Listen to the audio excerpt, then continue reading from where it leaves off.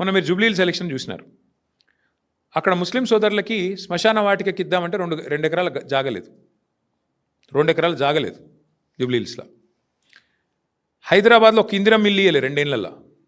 ఒక పేదవాడికి హైదరాబాద్ ఇల్లు కడదామంటే ఇవాళ 1 ఎకరం జాగలేదు ప్రభుత్వం దగ్గర.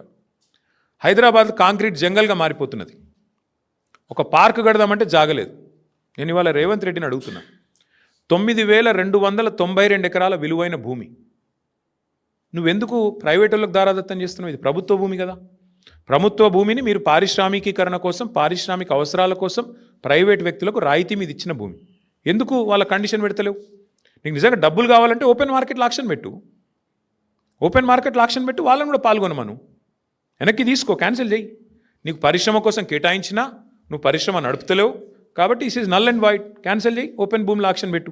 అది పెడతలేడు. రెండోది, హైదరాబాద్లో నీకు ఇల్లు కట్టేందుకు జాగలేదు, పార్కుకు జాగలేదు, ఒక్క ఇందిరం ఇల్లు ఇయ్యలేదు నువ్వు.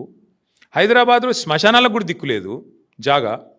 మరి 9,292 ఎకరాల్లో ఒక 7,000 ఎకరాలు ప్రభుత్వం వెనకకి తీసుకొని ఇండ్లు కట్టి, పార్కులు కట్టి, బ్రహ్మాండంగా శ్మశాన వాటికలకు జాగలి ఇవ్వడం వద్దంటుండా?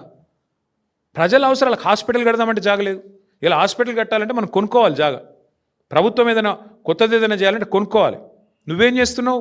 ప్రభుత్వ భూమి, పరిశ్రమల అవసరాల కోసం ఇచ్చిన భూమి ఇలా పెద్దలకు, పెద్ద పెద్ద గద్దలకు, డబ్బులున్న వాళ్ళకు, 1,000 కోట్లు ఉన్న వాళ్ళకు ఇలా ధారాదత్తం చేసి మొత్తం వాళ్ళకు సంతర్పణ చేసి ఎవరి లాభం కోసం చేస్తున్నావు?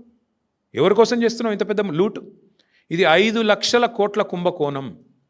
1 కాదు, 2 కాదు, 5 లక్షల కోట్ల విలువ చేసే ఆస్తిని కాజేయడానికి చేస్తున్న పన్నాగం. నేను మాత్రం స్పష్టంగా చెప్తా ఉన్నా, ఈ విషయంలో మేము వదిలిపెట్టం. న్యాయ పోరాటము చేస్తాము తప్పకుండా. భవిష్యత్తులో ఈ భూములు ఎవరైనా కొన్నవాళ్ళు కానీ ఇంకోటి కానీ పరిణామాలు ఎదుర్కొంటారు. ఈ విషయం కూడా నేను ముందే చెప్తా ఉన్నా.